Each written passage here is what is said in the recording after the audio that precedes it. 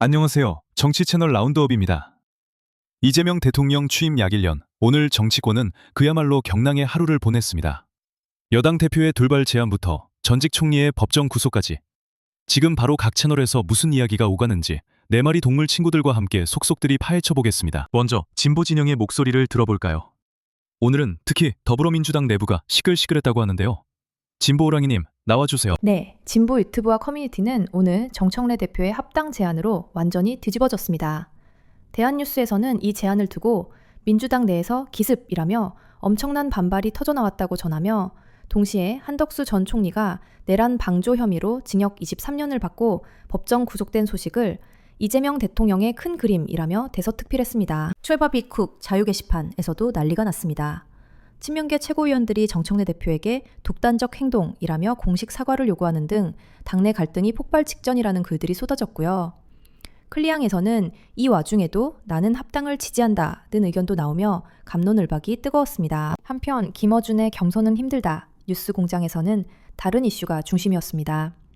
김민석 총리실이 본인 의사와 무관하게 서울시장 여론조사에 이름이 오르는 것에 강한 유감을 표명했다는 소식에 오히려 시민들은 총리가 소통이 부족하다며 후보 교체 요구가 폭발했다고 전했습니다.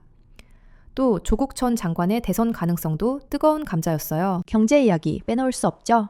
매불쇼에서는 이재명 대통령의 경제정책 덕분에 코스피 5천 돌파가 현실화되고 있다며 대한민국 경제 부흥에 대한 기대감을 한껏 드러냈습니다.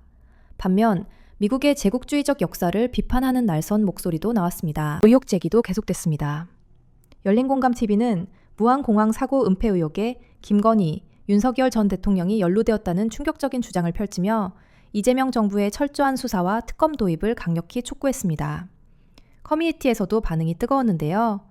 루리웹 정치 유머에서는 언론이 이 중요한 청문회를 다른 뉴스로 덮고 있다며 분통을 터뜨렸습니다. 마지막으로 오늘의 유머에서는 한덕수 구속 판결과 이해운 후보자 의혹에 대한 냉소적인 반응이 줄을 잃었고 조국 대표가 합당 제안에 선을 긋는 모습을 조명하며 복잡한 심경을 드러내는 분위기였습니다. 진보 진영 정말 다사다난한 하루였네요. 네, 호랑이님 감사합니다. 여당 내 갈등부터 과거 정권에 대한 의혹 제기까지 정말 다양한 목소리가 터져나왔군요. 그럼 이 소용돌이를 한 발짝 떨어져서 보는 중도 채널들은 어떤 분위기일까요? 중도 코끼리님 부탁드립니다. 네, 중도 성향 채널과 커뮤니티에서는 특정 진영에 치우치기보다 사안별로 비판적인 목소리를 내는 경향이 뚜렷했습니다.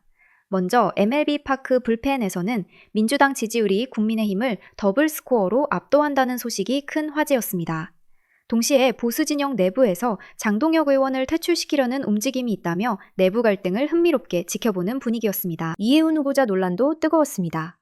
MLB파크 불펜에서는 반포 불법 청약집을 사회에 환원하라는 비판 여론을 전했고 인벤 오픈 이슈 갤러리에서는 청문회장에서 야당 의원들이 피켓 시위를 벌이는 장면을 공유하며 대박이라는 반응을 보였습니다.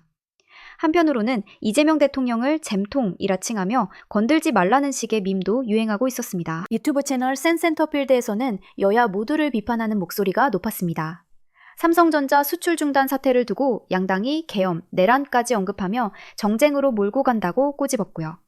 또 조국 대표와 양기대 의원 간의 부동산 정책 대결을 조명하며 정치권의 뜨거운 이슈들을 심층적으로 분석하는 모습을 보였습니다. 안쪽의 격한 대립을 차분하게 분석해주는 시각이군요.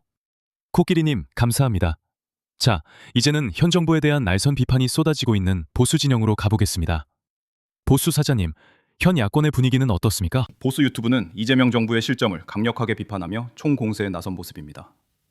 황장수의 뉴스브리핑에서는 현 정부가 인위적인 주식 부양으로 시장을 기만하고 있으며 미국의 몰락 속에서 한국의 위기를 외면하고 있다고 주장했습니다. 야만적 권력이라는 표현까지 쓰며 강도 높게 비판했죠. 신의 한 수는 더욱 격앙된 분위기입니다. 이재명 정부의 친중 정책이 쿠팡 사태를 일으켰다고 주장하고 심지어 종교 탄압과 윤석열 구치소 감금을 언급하며 나라가 공산당처럼 되고 있다고 목소리를 높였습니다. 윤석열을 구출하라는 구호까지 등장했습니다. 펜앤마이크TV는 이재명 대통령이 주식 폭등이 내덕이라고 주장했다가 지지율 참사를 맞았다고 비판했습니다.